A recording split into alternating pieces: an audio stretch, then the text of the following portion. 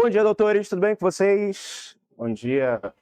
Muitos posts que eu não conheço. Fico até nervoso, inclusive, mas deixa eu me apresentar. Meu nome é Paulo Holanda, eu sou professor de Biologia das turmas de Pré-Medicina. Trabalho basicamente no Pré-Medicina com Biologia 2. E aí eu fui convidado para dar aula para vocês nesse aulão, né? Quando me perguntaram um assunto para falar dentro dessa aula temática, eu pensei logo de imediato em saúde e nutrição. Por quê? Porque saúde e nutrição aparece tanto na prova da UEA quanto na prova do Enem.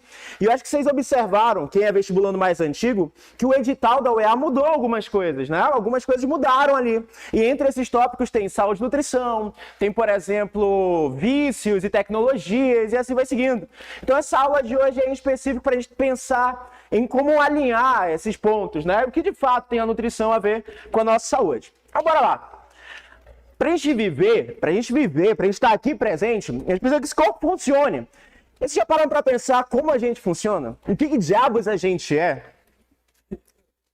Eu sou um ser humano, eu olho para mim, eu sei que eu sou um ser humano. Eu penso, eu dialogo, eu construo. Tá bom, mas bora lá.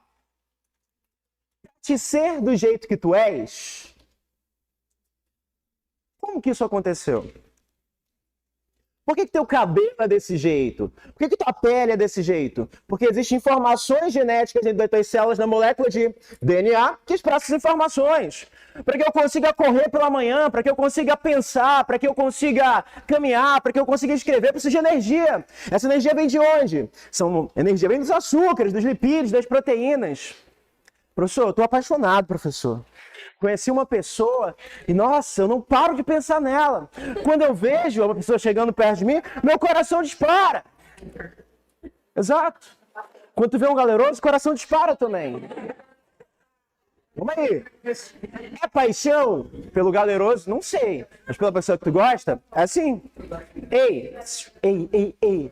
É a mesma molécula. É a adrenalina. Só que quando tu gosta de alguém, libera uma outra molécula, que é a ocitocina, a serotonina. O nosso corpo ele é mediado por moléculas e íons. A gente só funciona assim. Vocês já pararam para pensar que, na verdade, a gente tem uma grande reação química acontecendo aqui? Isso é uma coisa muito maluca. Então, para que a gente consiga funcionar, a gente precisa desses compostos. E para a gente colocar esses compostos dentro da gente, a gente precisa se alimentar bem. Então, esse tópico vem justamente correlacionado ao que pode faltar, ou que, às vezes, em excesso pode fazer mal para a nossa saúde. Bora lá para a primeira coisa? A aula de hoje começa falando sobre doenças carenciais. A gente vai focar em resolver questão, mas para poder fazer questão, preciso te apresentar algumas coisas. Quando eu estou falando de doença carencial, eu estou falando de doenças relacionadas à falta de alguma coisa. E o que pode causar mal para mim logo de imediato? Vitamina. Carência de vitamina faz mal. Eu posso ter carência de minerais também. Eu posso ter doenças calórico-proteicas, né? A deficiência de calorias e a deficiência de proteínas levam a doenças também. Docs, doutores. A gente estuda para não errar nenhuma questão. Né? A gente não pode se dar o luxo de errar nenhuma questão na prova de biologia, que biologia é fácil. Deixa para errar física, deixa para errar matemática, né? Que é difícil, pô, tem que ficar sabendo muita coisa.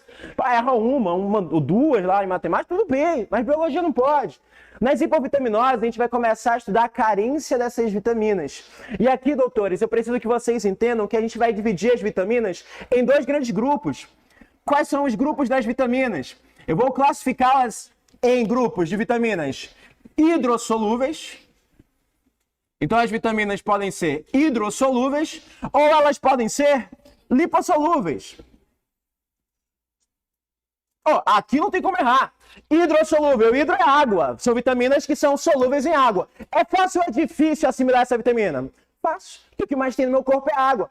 Quem faz parte dessas vitaminas hidrossolúveis? As vitaminas clássicas do complexo B e a vitamina C. Beleza? Tá bom, prof. E as vitaminas lipossolúveis? Lipossolúvel é pelo nome. Lipo te lembra quem? Lipídio. São as vitaminas solúveis em lipídios. Só que, cara, agora é mais difícil absorver. Porque lipídio não tem grande quantidade assim no meu organismo, né? Então eu preciso associar a ingesta desses lipídios para melhorar. Essas vitaminas, como são difíceis da gente absorver, a gente acaba armazenando grande parte delas. Aonde? A resposta é no fígado, tá? Se tu quiser chutar alguma coisa na biologia, se aparecer assim, ó, responda qual órgão responsável por tal coisa, e tu não souber, chuta fígado. A chance de tu acertar é muito grande, tá? Então, onde que eu armazeno vitamina lipossolúvel? Fígado. É no fígado, é de fato. E quem são as vitaminas lipossolúveis? Vitamina A, vitamina D, vitamina E e vitamina K. O pessoal conhece como sendo o famoso ADEC, o famoso QEDA, o famoso KD, qualquer um desses serve, tá? Eu vou falar rapidinho sobre essas vitaminas, que, de novo, o nosso foco da aula de hoje é fazer questão, tá? É fazer questão, não é falar tanto sobre isso. Mas bora lá, eu botei aqui uma lista, ó. Vou te passar esses slides, aí tu vai decorar, tu vai botar na tua porta lá, sei lá, na porta do banheiro, na porta do carro, não sei onde tu vai botar esse negócio. Mas tu vai decorar essas doenças clássicas aqui, tá? Bora lá. A primeira doença que eu falo é o beriberi. O beriberi é uma doença clássica de provas. E o beriberi é carência da vitamina B1. Então, doença, a primeira doença que a gente fala, beriberi, professor, eu só consigo decorar se eu anotar, tudo bem. É a carência da vitamina B1, tá? A vitamina B1, ela é super importante pra gente porque ela tem uma correlação com o sistema nervoso central e com o músculo. Então, raciocina comigo. Se eu tiver carência da vitamina B1, eu vou ter problema onde? No sistema nervoso e no músculo. Esse músculo não funciona direito, ele não contrai direito. O paciente começa a ter atrofia muscular. Quando ele começa a ter atrofia, o encurtamento dos músculos, ele começa a ficar nessa posição aqui. Olha para ele, ele consegue andar direito? Ele não consegue andar bem. Por que ele não anda bem? De novo, por distúrbio muscular. Ele também não consegue controlar bem a atividade neurológica. Ele tem sequelas neurológicas. Olha a posição dele de confusão mental aqui, né? Ele tem perda dos reflexos. Reflexo é uma resposta neurológica.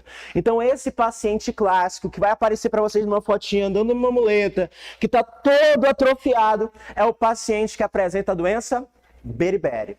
Beriberi é carência de vitamina B1. Tá bom? Beriberi, começa a nossa apresentação dele, sendo a carência clássica da vitamina B1. Tá bom.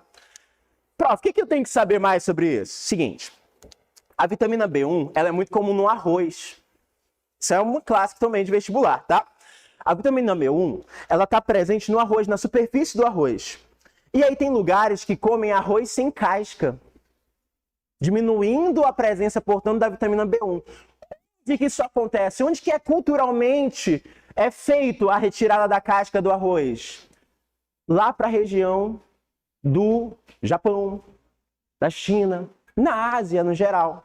Então é uma doença que geralmente ele vai falar assim, ó, uma população asiática, uma população japonesa, deficiência relacionada, né, o composto presente na casca do arroz, e assim vai seguindo. Alguma dúvida até aí? Não? Então bora lá. Passou o beriberi, foi primeiro, já decoraram, já guardaram no coração? Fala, doutora.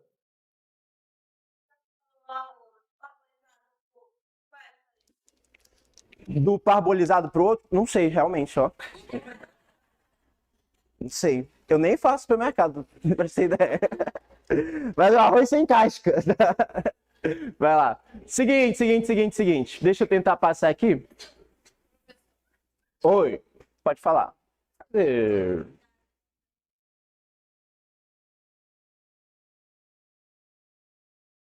O paciente tem confusão mental porque ele não consegue fazer sinapses de forma adequada, tá?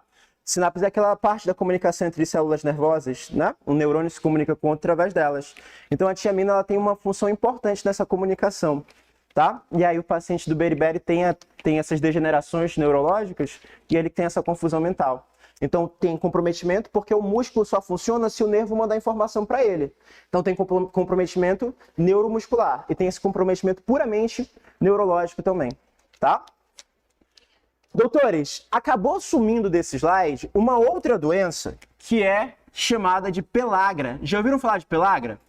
Pelagra é a carência da vitamina B3, tá?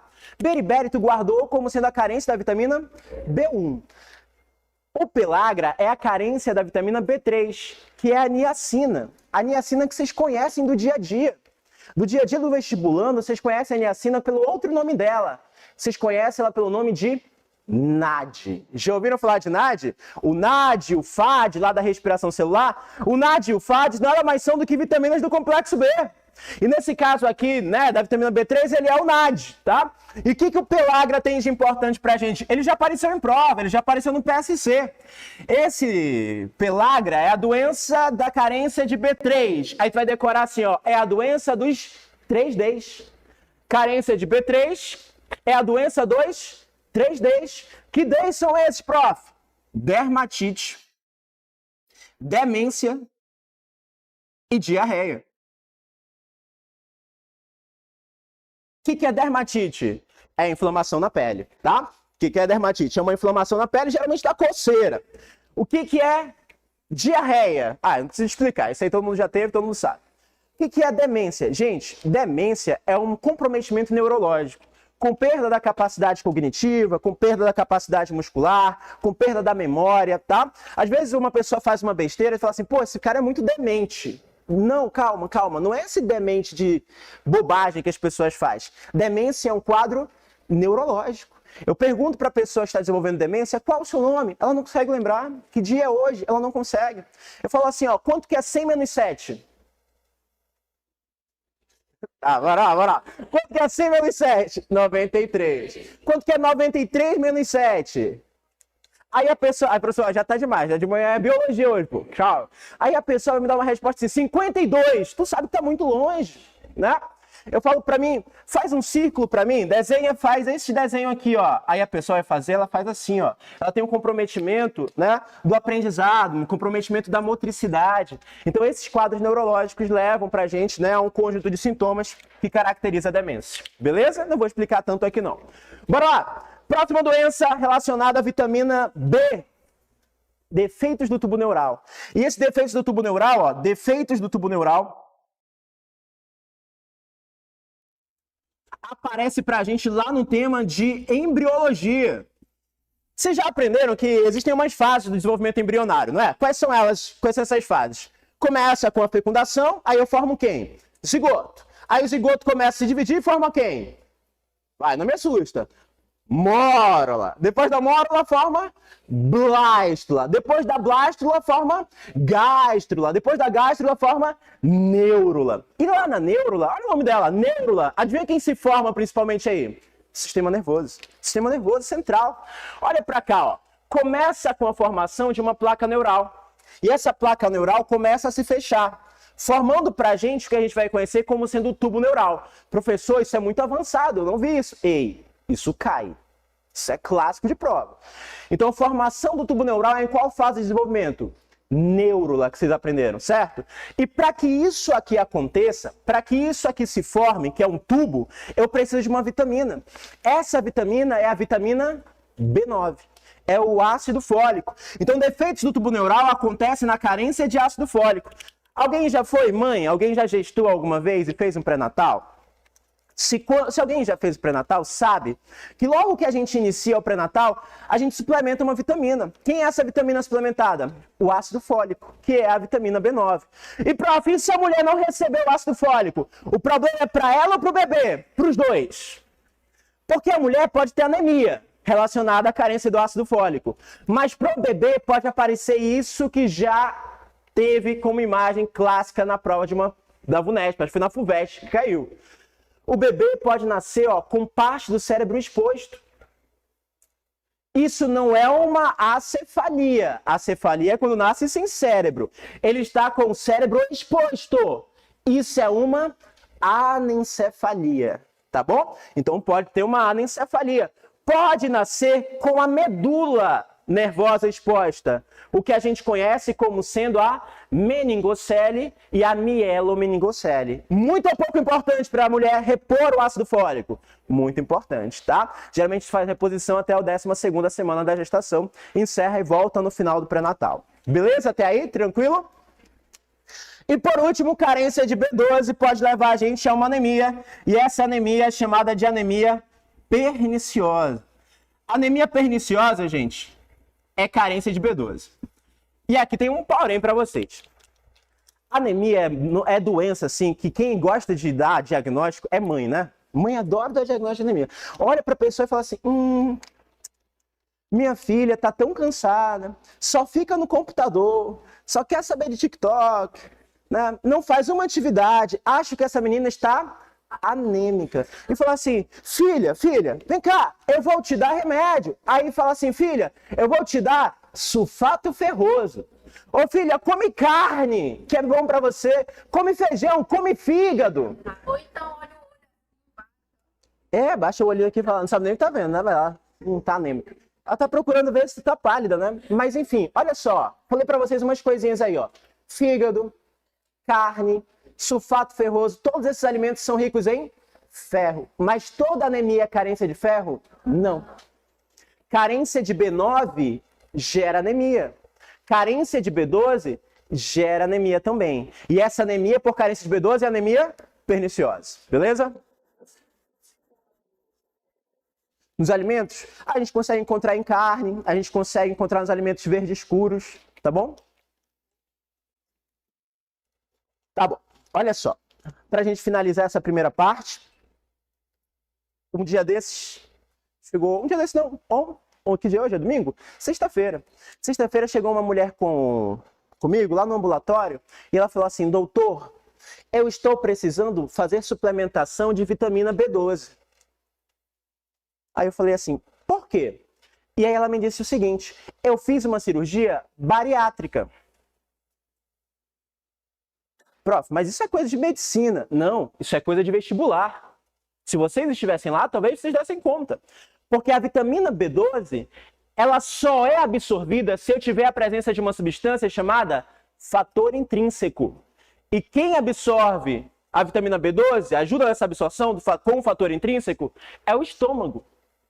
Então, doenças do estômago podem gerar carência de vitamina B12, verdadeiro ou falso? Verdadeiro, tá? Devido à presença dessa substância chamada fator intrínseco. Beleza, estudadas as anemias, estudado também, né, as carências de vitaminas. Bora lá, vitamina C, tu guarda assim, ó, vitamina C, lembra de colágeno.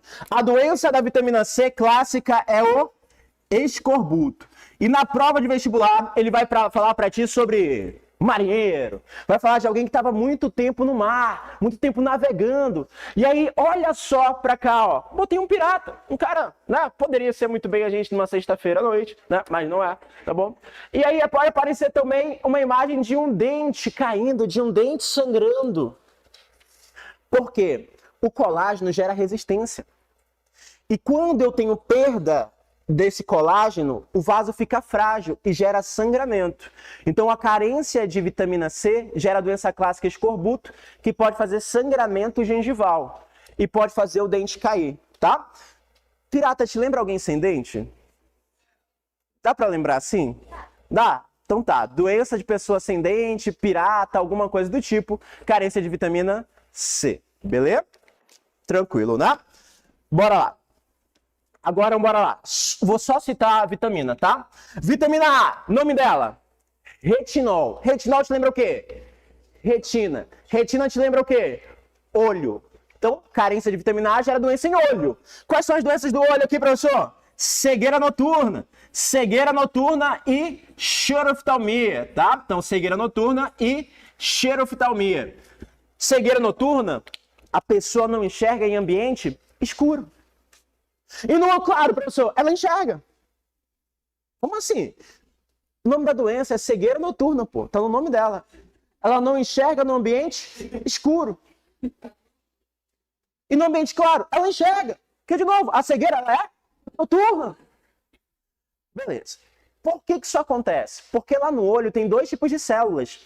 As células cones e as células bastonetes. Guarda assim pra ti na tua vida de vestibulando. Cones, cones. Se eu trocar o N por R, vira cores. As células cones fazem as visões em cores. E as bastonetes? Em preto e branco. Professor, eu não sou cachorro, não vejo em preto e branco. Vê sim.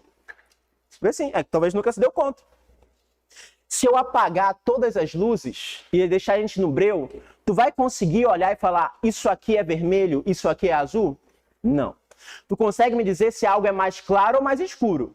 Porque a tua visão, literalmente no escuro, é uma visão em preto e branco, nas nuances do cinza, basicamente. Então, quando eu tenho cegueira noturna, é na célula cone ou bastonete?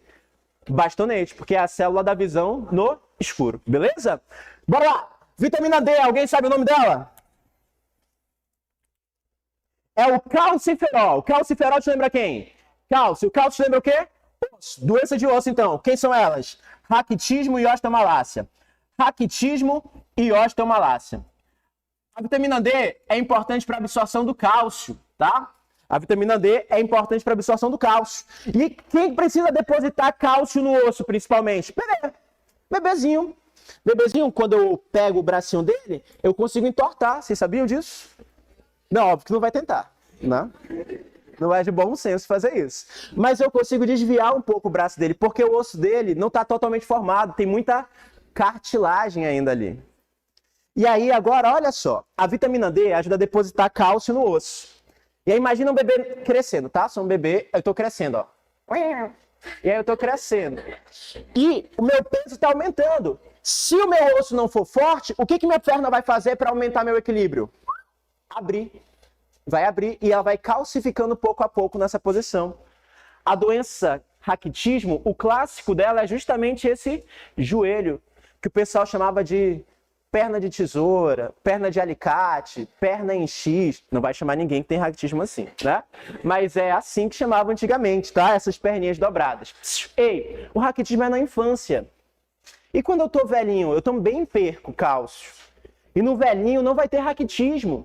No velhinho vai ter uma outra doença que deixa o osso frágil, que é a osteoporose. Beleza? Tranquilo? Tá bom.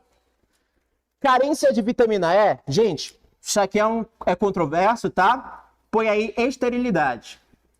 E da vitamina K? Hemorragia. A vitamina K, gente, é importante para os fenômenos de coagulação sanguínea. Vocês já foram crianças, né? Criança adora fazer presepada e se machucar. E aí, quando a gente é criança, a gente se machuca muito. E aí, rala geralmente o joelho, não é? E começa a sangrar, e tu começa a chorar, e tu fala assim, meu pai amado, meu Deus, não vai parar de sangrar nunca? Até que para. E quando que para de sangrar? Quando forma uma casquinha. Que tu, no alto da tua inteligência, torceu para parar de sangrar, e quando forma uma casquinha, tu faz o quê? Tira, aí volta a sangrar. Não tem lógica nenhuma nisso. Mas aquela casquinha é resultado da parada do sangramento. Aquela casquinha é resultado de um fenômeno chamado de coagulação. Guarda assim, ó, K, tem K de coagulação.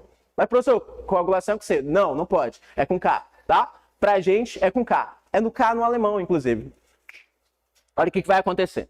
Para a coagulação acontecer, ó, aqui é um vaso sanguíneo. Eu preciso que o sangue não saia mais e ele vai parar de sair porque algumas estruturas no sangue, chamadas de plaquetas, vão se grudar uma nas outras. Só que para as plaquetas se grudarem, precisa de tipo uma cola. E essa cola a gente conhece como sendo a fibrina. Então, para que eu pare o sangramento, quem que é o fragmento de célula importante? Plaqueta. Qual que é a proteína importante? Fibrina. Qual que é a vitamina importante? Vitamina K. Qual que é o íon importante? Cálcio. Prof, isso nem cai em prova. Isso caiu há 3 anos na prova da UEA, tá? Olha o que vai acontecer, ó. A tromboplastina é liberada pelas plaquetas, faz a protrombina virar trombina. Adivinha quem produz a protrombina? Fígado, tá bom? Fígado. Protrombina vira trombina, faz o fibrinogênio virar fibrina. Tem uma musiquinha para isso, tá bom? Sério que eu canto? Vou cantar porque a aula de hoje não era sobre isso. Mas é assim, ó. Tromboplastina ajuda-nos na coagulação, liberada pelas plaquetas para poder formar um tampão. É a primeira que se vai fazer ativação. Protrombina em trombina para estancar essa lesão. A trombina que formou-se preparou-se para a ação, transformar fibrinogênio em fibrina, que emoção. Fofinho, né? Então assim, o que você faz à noite, professor? Pensando nisso aí, tá? Então, olha só, guarda que vitamina K é importante para coagulação. Se eu não tiver vitamina K, eu acabo sangrando mais do que deveria. Outro adendo aqui, gente, é que a gente produz vitamina K dentro da gente, mas não é a gente que produz. São as bactérias da flora intestinal. Beleza? Tranquilo? Abre aí a listinha de vocês, rapidão.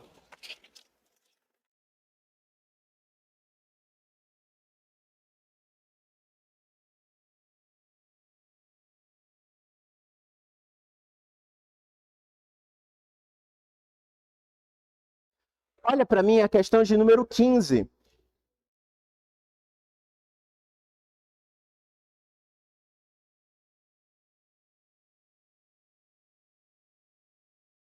Tá. Ei, a colega fez uma pergunta aqui, ó, que veio do alto de uma inteligência fenomenal. Porque ela lembrou de uma doença que vez outra aparece, que é a síndrome dos ossos de vidro.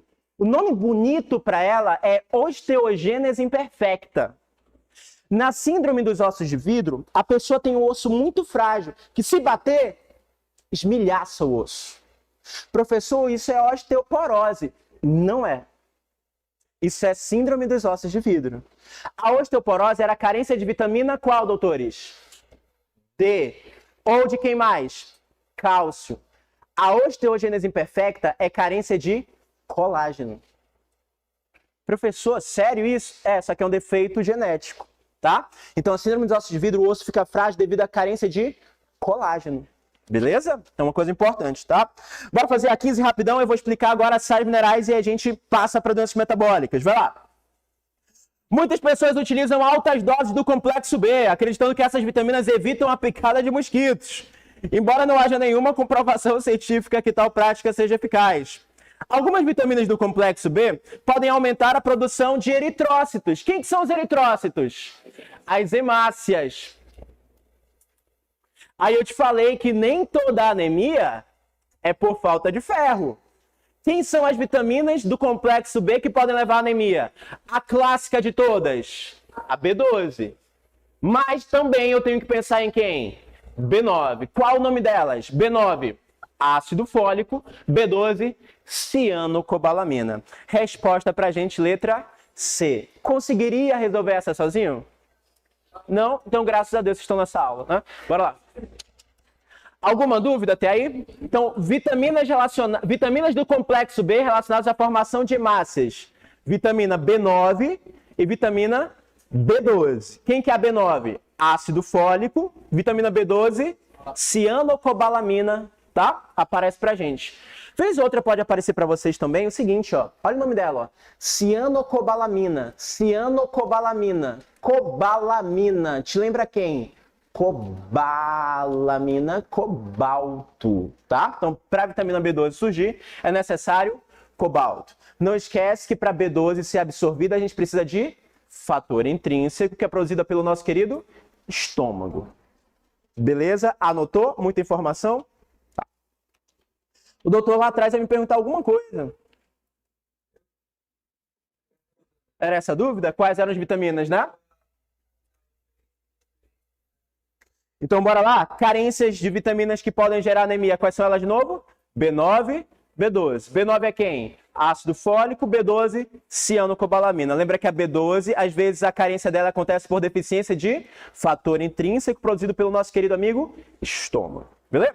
Tá bom. A gente falou de vitamina, mas agora é necessário falar também da carência de alguns outros componentes importantes, como carboidrato e proteína. Bora lá. No teu dia a dia, o que tu mais come? Açúcar. Tu come açúcar pra caramba, mano. É sério, olha só. O principal açúcar da nossa alimentação é o amido. Tu começa o dia, geralmente tu come o quê? Pão. Aí, pessoa, eu tô de dieta, eu comi tapioca, dá no mesmo, meu irmão. Bora lá. É carboidrato e carboidrato. Só uma que não tem glúten, que é a tapioca. Não mudou nada. Mas bora lá. Tá bom. Aí chega o lanche ali entre o almoço e o café da manhã e tu come o quê? Ah, eu como uma esfirra, professor. Ah, eu como uma pizza, professor. Ah, eu como um pão. Aí chega no almoço, tu pega arroz, batata, macarrão, macaxeira. E a batata, tu faz o seguinte, tu pega purê de batata e batata frita. Né? Mistura os dois.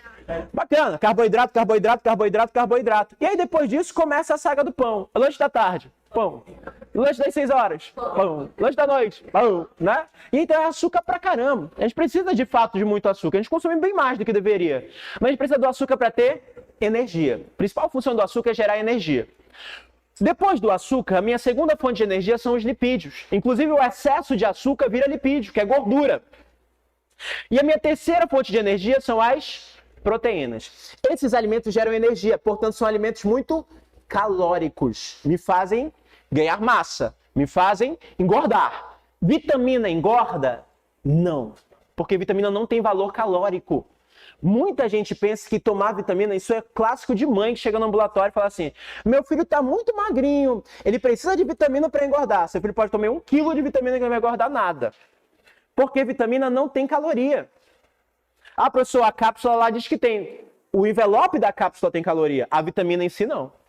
Então a função da vitamina é auxiliar em algumas coisas. Quem dá caloria pra gente, de novo, é quem? Carboidrato, lipídio e proteína. Beleza? Se eu tiver redução desses caras, eu vou desenvolver duas doenças. Entre elas o Kwashiorkor e o marasmo. Presta atenção numa coisa, ó. Kwashiorkor é deficiência de proteína. Kwashiorkor é deficiência de proteína. Marasmo é deficiência de carboidrato e proteína.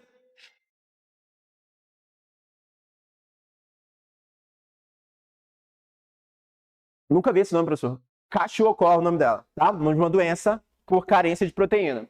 E marasmo? Carboidrato e proteína. Beleza? Bora lá, o seguinte. Prof, esse menino tá barrigudo. Ele não tem Kwashiorkor. Ele tem barriga d'água. Esse menino, ele tem verme, professor. Eu tenho certeza. Ele tem Kwashiorkor. E isso na barriga dele é água mesmo. Mas não foi causado pelo esquistossoma. Foi causado pela deficiência de proteína. Deixa eu te explicar uma coisa rapidinho no quadro. O professor Jefferson te explicou que os vasos sanguíneos funcionam assim, né? Eu tenho uma artéria que leva nutrientes e eu tenho uma veia que recebe as excretas, não é isso? Então, o que é a artéria ou a arteríola quer doar para o tecido? Oxigênio. E o que mais? Nutrientes. O que o tecido quer jogar no sangue? Gás carbônico e excretas. Como que isso acontece? Como que eu faço para lançar as coisas do tecido e depois para puxar as coisas do tecido? Como é que eu faço para empurrar para fora, aqui, ó, do vaso, o oxigênio e nutrientes e depois puxar gás carbônico e excreta? Qual é o nome das forças relacionadas a isso? Pressão hidrostática e pressão oncótica.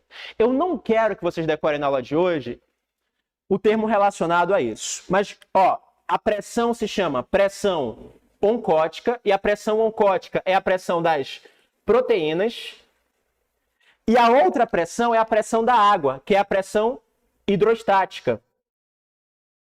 Guarda assim, ó. A pressão hidrostática, que é a pressão da água, ela empurra para fora do vaso.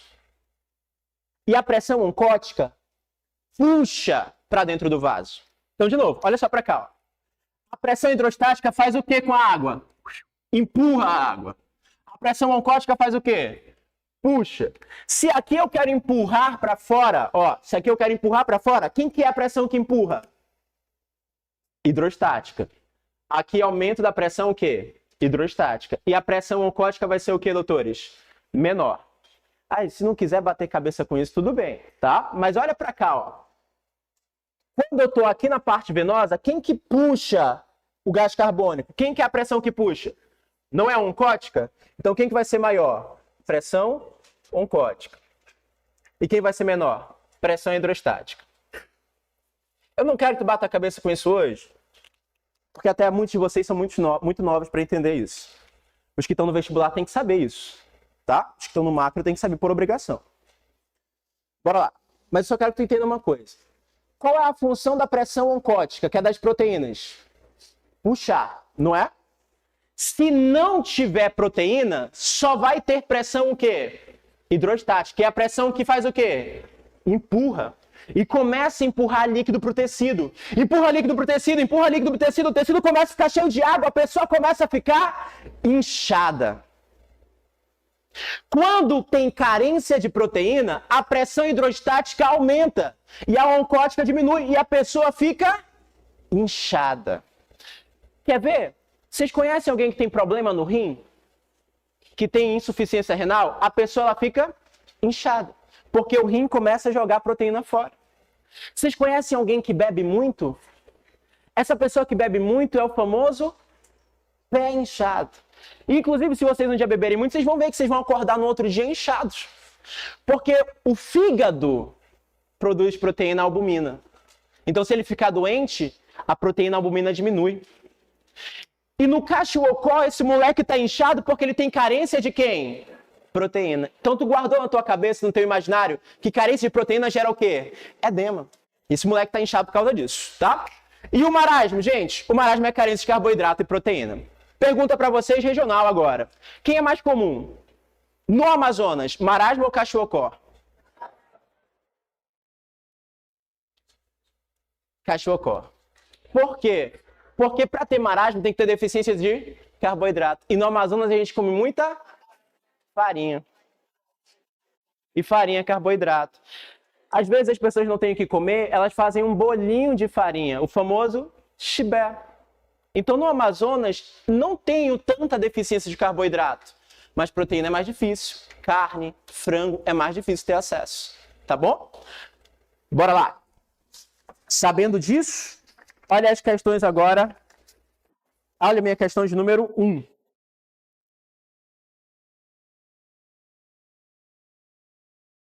E depois, olha a questão de número 2.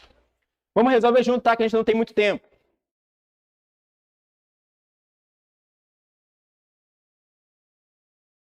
Boa parte dos compostos orgânicos presentes nos alimentos não está em um arranjo molecular que o organismo humano consegue assimilar. São macromoléculas formadas por repetições de polímeros que tornam esses elementos muito grandes para absorção. O aparelho digestivo realiza a quebra de moléculas com processos químicos e mecânicos, possibilitando ao organismo acesso aos nutrientes. O que ele está falando para ti? Ele está falando da digestão. Tu sabe o que é digerir algo? É pegar uma coisa que é grande e transformar em uma coisa pequena. Quer ver? Tu pegou um pedaço de bife lá, ó, cortou o teu pedacinho de bife. Aí tu faz o quê? Masca lá, né?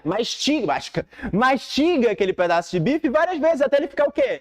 Pequenininho. Mas no teu corpo vai acontecer processo ainda com ação de enzimas. A pepsina, a tripsina, a quimiotripsina vão quebrar mais ainda. A proteína vai ser quebrada para a forma de aminoácidos. É isso que ele está falando. A gente pega moléculas grandes e transforma em moléculas pequenas. O amido, que é uma molécula grande, a gente transforma em maltose e depois em glicose e assim vai seguindo. A letra A fala assim pra gente, ele quer a correta. Ó, se concentra. O bulbo e a ponte, presentes no sistema nervoso central, controlam a secreção de colecistoquinina, quando o estômago apresenta uma grande quantidade de proteínas em seu interior. Essa atividade do sistema nervoso garante fornecimento de aminoácidos ao organismo. Professor, isso é muito difícil. Tá, olha só, deixa eu explicar. A colecistoquinina, ela estimula a liberação da bile e do conteúdo do fígado, tá bom? Então, a colecistoquinina não ajuda na digestão de proteínas, porque a colecistoquinina estimula a liberação de bile e conteúdos do fígado. Quem digere proteínas são conteúdos do estômago e do pâncreas, né, que são a pepsina, quimiotripsina e tripsina, tá?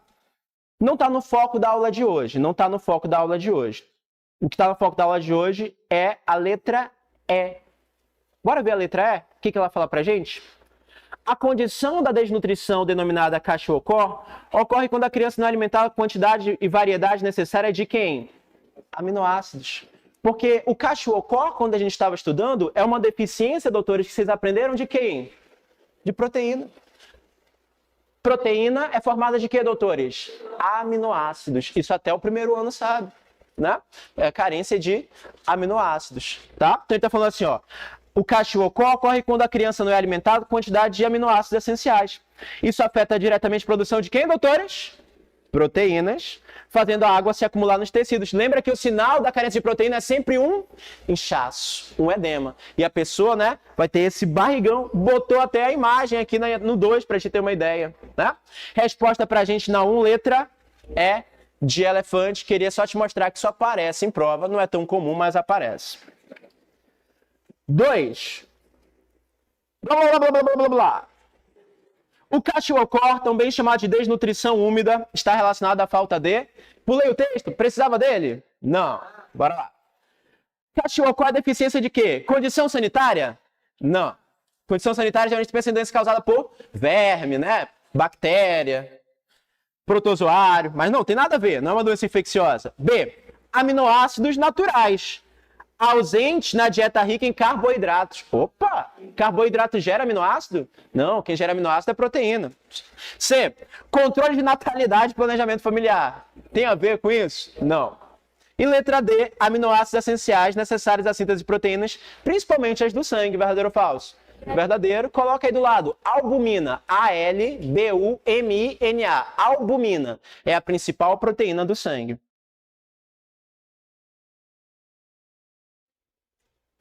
Tá. O Cachiocore está te perguntando aqui. Albumina? Ah, tá. Albumina. A-L-B-U-M-I-N-A. Albumina. Tá? Oi? É uma proteína presente no sangue. Tá? Doutores. Eu posso pedir um favor de vocês? Posso. De coração, pelo nosso bem. Eu posso pegar 5 minutos, 7 minutos acima do tempo normal? Posso, porque o Jefferson ele pegou 15 minutos meu, então eu vou ficar prejudicado se... Eu não tô falando mal do professor Jefferson, professor. Um grande abraço. É só que senão eu não vou conseguir passar diabetes e hipertensão para vocês e nem obesidade, tá? Alguma dúvida até aí? Não? Então vou correr aqui só para falar das outras doenças. Bora lá. Carência de minerais. Quem são os minerais importantes? Porra, isso é uma aula. Poxa, isso é uma aula, professor. Né? Beleza, mas botei só as mais importantes, ó. A anemia ferropriva, a osteoporose e o hipotireoidismo. Ei, carência de qual mineral gera anemia? Ferro, né? Então, a anemia por falta de ferro é a anemia ferropriva. Ei, aqui sim. Se te aparece alguém com anemia ferropriva, o que tu manda essa pessoa comer? Ferro. E quais alimentos tem ferro? Agora sim, vai lá. Fígado, tá? Fígado e carne. Mas qual carne vai aparecer na tua prova? Vermelha ou branca? Vermelha. Quanto mais vermelha a carne, mais ferro tem, porque maior é a concentração de uma proteína chamada de mioglobina. Outra coisa importante é, o ferro tem duas formas na natureza. A forma férrica e a forma ferrosa. A forma férrica é 3+, a ferrosa é 2+. Qual a gente absorve? Aí tu vai lembrar o nome de um remédio que tua mãe te dava, ruim pra caramba, que fazia teu cocô ficar preto, que doía teu estômago. Era o sulfato ferroso. Qual é a forma do ferro que a gente absorve? A forma ferrosa, tá? Então, quando a carência é de ferro, alimentos ricos em carne vermelha. Forma de absorção, forma ferrosa. Beleza? Tranquilo? Tá bom. Bora lá, outras carências. Carência de iodo gera pra gente uma doença chamada de hipotireoidismo. Hipotireoidismo é a doença. Tem gente que acha que a doença é a tireoide. Chega assim e fala, doutor, eu tô com tireoide. Que ótimo, né? Muito bom que você ter uma tireoide no seu lugar, né? Mas a doença da tireoide, quando ela trabalha muito, é o hipertireoidismo. E quando ela trabalha pouco, é o hipotireoidismo. A carência de iodo gera hipotireoidismo, tá? E o outro que está aqui nesse slide é o cálcio. Carência de cálcio gera osteoporose, beleza? Olha só aqui, ó, 40, 60, 70 anos. Quanto mais velho, maior é a chance de ter osteoporose. Isso é verdade. O que essa pessoa pode fazer para diminuir o risco? Fazer ingesta de vitamina D. Pegar sol, porque o sol ativa a vitamina D. Vocês vestibulandos, sabe o que aumenta o risco de osteoporose? Café. Chocolate. Álcool e cigarro também, tá bom? Eita, putz!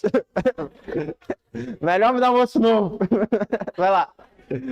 Seguinte. Hipertensão aparece nesse slide, mas olha só, tem um megafone aqui, ó. Atenção! Hipertensão não é carência. Hipertensão é excesso de quem? Sódio. Tá bom? Hipertensão é excesso de sódio. Agora vai lá na tua apostila de novo. Faz pra mim, olha pra mim a 16 e olha pra mim a 17, tá? Bora ver a 16 juntos?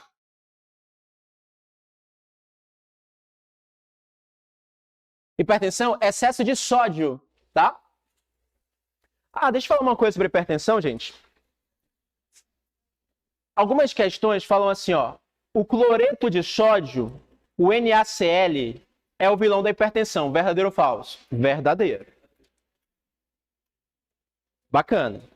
Mas quem no cloreto de sódio faz isso? O sódio, principalmente. E aí pode aparecer para ti assim, ó, o sal de cozinha faz mal para a pressão. Verdade. Mas lembra que no sal de cozinha, além de cloreto de sódio, eu tenho quem? Iodo. Então, o cloreto de sódio faz mal para pressão. O iodo que está no sal de cozinha serve para tratar uma doença, que é o hipotireoidismo. Tá? Lembra que a carência de iodo gera hipotireoidismo? Então, jogaram iodo lá por causa disso, tá? Bora lá. Qual que era que eu ia fazer? 16, né? Estima-se que 2 bilhões de pessoas no mundo sofrem com as consequências das deficiências de micronutrientes, sendo que ferro, iodo e vitamina A são as de maior significância. Com relação aos micronutrientes, análises afirmativas. 1. A carência de ferro no organismo ocasiona problemas de coagulação sanguínea. Ei, na aula de hoje tu aprendeu que coagulação é carência de vitamina K. K de coagulação. Tem alguma coisa a ver com ferro? Do ferro é anemia. Então risca a coagulação porque você aprendeu hoje que nada tem a ver com ferro. 2. O iodo é um componente essencial dos hormônios da tireoide. A deficiência de iodo causa o bócio, um aumento da glândula. A iodação do sal de cozinha é uma forma de prevenir essa deficiência. Verdadeiro ou falso? Verdadeiro. Gente, o paciente que tem hipotireoidismo é um paciente cansado. É um paciente que ganha peso. É um paciente que não tem interesse nas atividades do dia a dia. Não tem interesse no dia a dia. É deprimido, é triste, é cansado. Parece qual doença isso? Depressão. O paciente que tem hipertireoidismo, por outro lado, não. Ele é um cara muito agitado, é um cara que perde peso, é um cara que está toda hora fazendo alguma coisa, porque a mente dele não para, ele está hiperestimulado. Qual vocês acham que é pior do ponto de vista de produção? O hipo ou o hiper? O hipo. Isso, dentro da lógica do capital, fez com que as pessoas falassem, pô, a gente não pode ter pessoas com hipotireoidismo, senão elas não vão produzir, senão elas não vão trabalhar. Então, bora evitar isso? Bora jogar iodo numa coisa que todo mundo consome? Aí jogaram iodo aonde? No sal. Por isso que o sal de cozinha é o sal iodado, para evitar hipotireoidismo. Beleza? Tranquilo até aí? Show. Isso não é nenhuma manifestação política, tá? É só um raciocínio pra gente entender as coisas, tá? Falar assim, professor tá falando da revolução comunista lá na sala. Não, calma aí, pô. O hipotireoidismo não era falta de T3 ou T4? Isso, ó. Hipotireoidismo, carência de T3 e T4. Presta atenção numa coisa. Que diabos é T3? Que diabos é T4? T3 é triiodotironina. T4 é tetraiodotironina. T3 e T4 são os hormônios da tireoide. De novo, T3 é o quê? Triiodotironina. T4, tetraiodotironina. Então, os hormônios da tireoide são produzidos à base de iodo. Não à toa que quando eu tenho pouco iodo, a tireoide trabalha pouco, aí eu tenho hipotireoidismo. Tá? Bora ver a 3. A 2 está correta, né? A 3, ó. A vitamina A, que é o retinol. Retinol te lembra? Retina. Retina te lembra? Olho. Conhecida como retinol, é uma vitamina hidrossolúvel. Calma aí, meu irmão. Retinol é uma vitamina lipossolúvel. Né? Já não tenho que marcar. Resposta pra gente, letra B de bigorna. Gente, já vou liberar vocês, pra vocês irem tomar o cafezinho de vocês, irem comer. A gente tem que pensar ainda sobre... Fala, doutor.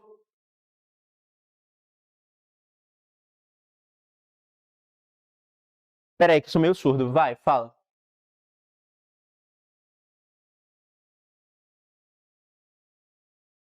Se afeta as cadeias de hemoglobina para transporte de oxigênio, foi isso? Deixa eu ir aí, peraí.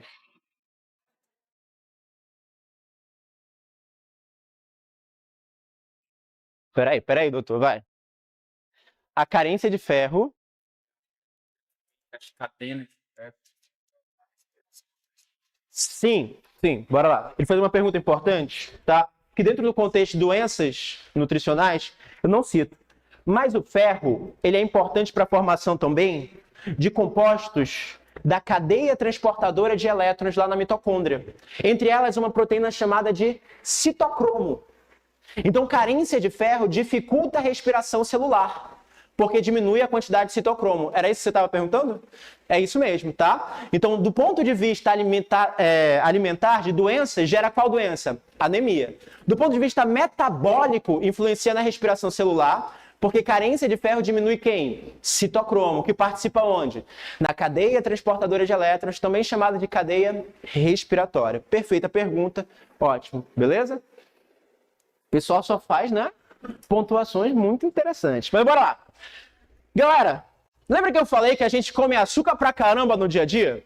A gente come muito açúcar. E a doença relacionada ao excesso de açúcar é a obesidade e diabetes. Gente, a obesidade e diabetes tende a pegar mais de 50% até 60% da população mundial.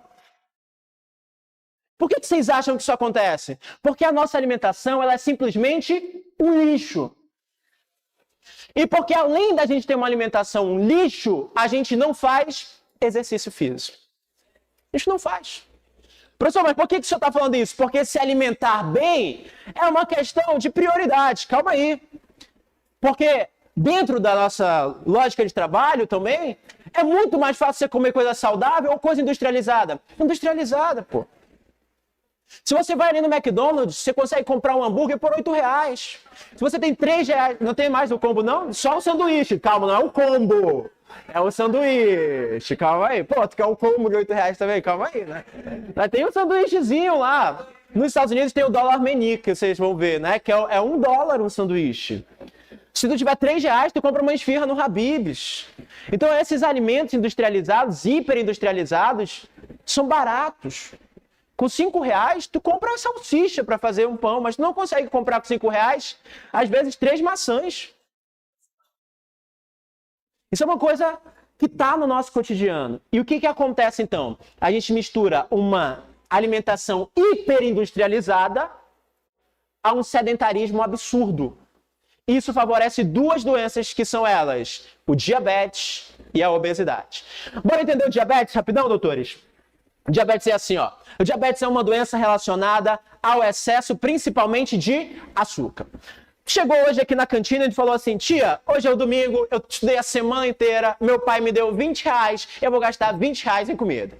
E ele fala assim, me dá aquela fatia de bolo, me dá uma Coca-Cola, me dá uma torta de limão e me dá uma jujuba, que eu quero tudo isso agora. E aí a tia fala, mas tudo isso, meu filho? E tu fala, é. E tu...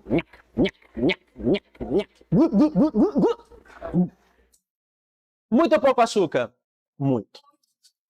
Deixa eu te falar uma coisa. Açúcar é importante porque gera energia, né? Só que açúcar faz mal. Para quem, professor? Para os vasos sanguíneos e para os nervos. Então, quando coloca açúcar para dentro, eu fico assim, meu Deus do céu, muito açúcar! Eu preciso guardar esse açúcar. O melhor lugar para guardar o açúcar é dentro das células. E aí, gente, célula tem olho? Não. Célula tem ouvido para conversar com açúcar? Tem mão para pegar o açúcar? Não. Como que a célula sabe que tem muito açúcar? O teu corpo vai liberar um hormônio chamado insulina. Olha o que vai acontecer, ó. Muito açúcar, teu corpo libera insulina pelo pâncreas, que é o órgão que libera a insulina, e a célula, para reconhecer a insulina, tem que ter um receptor celular de insulina. Vocês vão ficar mais 5 minutinhos, vocês me prometeram, né? Tá? Bora lá. Então, bora lá, ó. Para a célula reconhecer a insulina tem que ser reconhecida pelo seu receptor celular. Quando a insulina vem e toca no receptor, a célula fala assim, opa, de novo, o Pedrinho comeu muito açúcar. Entra açúcar, entra, pode entrar. E o açúcar entra na minha célula. Entenderam a lógica? A insulina sinaliza que tem muito açúcar, e aí esse açúcar entra na célula, certo? Tá. Existem dois tipos de diabetes. Diabetes tipo 1 e diabetes tipo 2. Tá? No quadro tem o diabetes tipo 2, que eu vou explicar. Mas o tipo 1 é assim, ó. Pedrinho foi lá na cantina e comeu um monte de açúcar. E aí ele comeu tanto açúcar que o corpo dele liberou a insulina. E a insulina tem que ser reconhecida pelo seu receptor.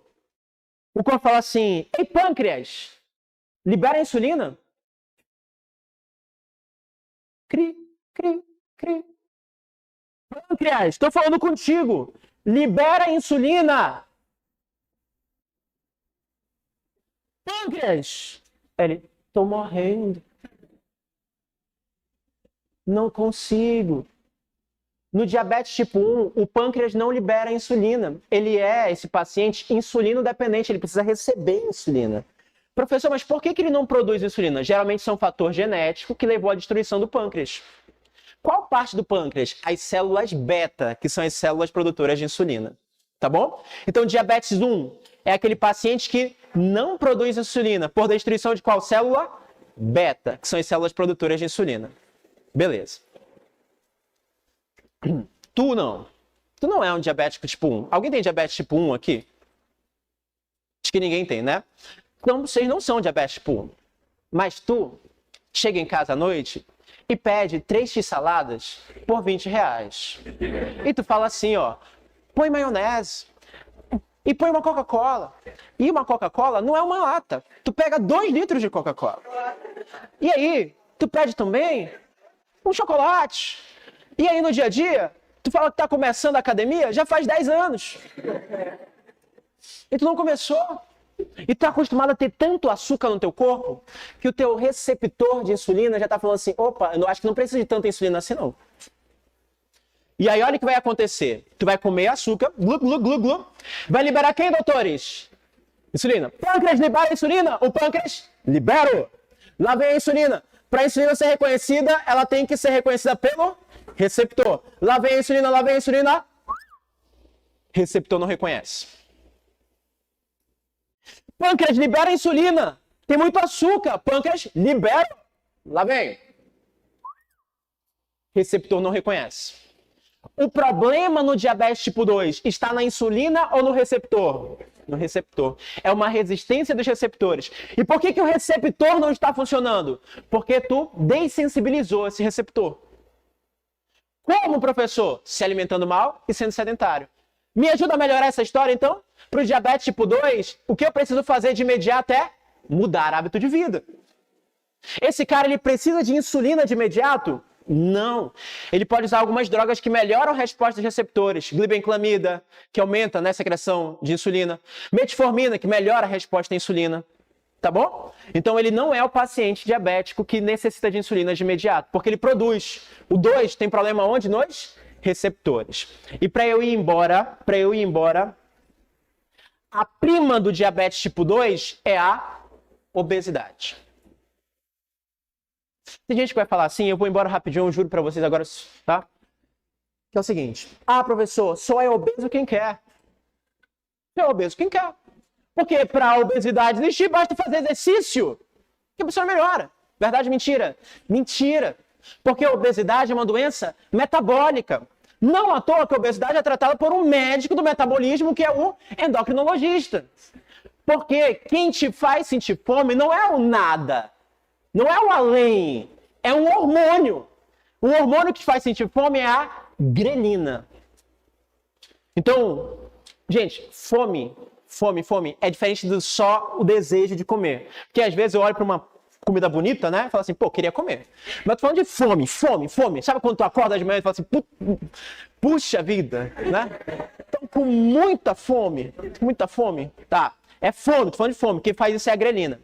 Só que aí quando tu come alguma coisa, não chega uma hora que tu fala assim, nossa, isso estava muito bom, eu estou satisfeito. Quem gera essa sensação é um hormônio. E esse hormônio é a leptina.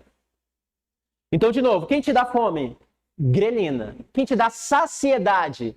Leptina. A leptina é reconhecida pelo hipotálamo, que fica no cérebro. Deixa eu te contar uma outra história. Comer dá prazer. A gente tem 3 instintos de prazer básicos. Fome, sede e sexo. Eu não estou mentindo, estou falando sério. Então comer dá prazer. Atua em áreas cerebrais de prazer. E tudo que a gente mais quer é ter prazer. Não estou falando de prazer sexual, não. Estou falando de prazer mesmo, de recompensa. Que nem quando tu abre teu celular, tu nem sabe por que tu tá olhando, você foi teu cérebro liberou dopamina. É que nem quando tu recebe teu salário, tu fica feliz pra caramba. Que nem quando uma pessoa te elogia, tu fica muito feliz. O teu corpo está em busca de recompensa. E comer gera isso. Agora, olha o que vai acontecer. Para eu parar, a leptina tem que fazer efeito no hipotálamo, que é um dos centros de prazer. Lá vem a leptina, porque o hipotálamo, para reconhecer a leptina, tem que ter um... Vocês já aprenderam, para reconhecer o hormônio tem que ter um receptor. Lá vem a leptina, Receptor não reconhece. Lá vem leptina, lá vem leptina. Receptor não reconhece. O problema está na leptina ou no receptor? Receptor. Então eu tenho muita grelina, eu tenho muita fome. E eu tenho baixa resposta à leptina. Não é a mesma história do diabetes tipo 2? Não são os receptores que estão com problema? De novo, o que causou isso? Dieta inadequada e sedentarismo. Beleza?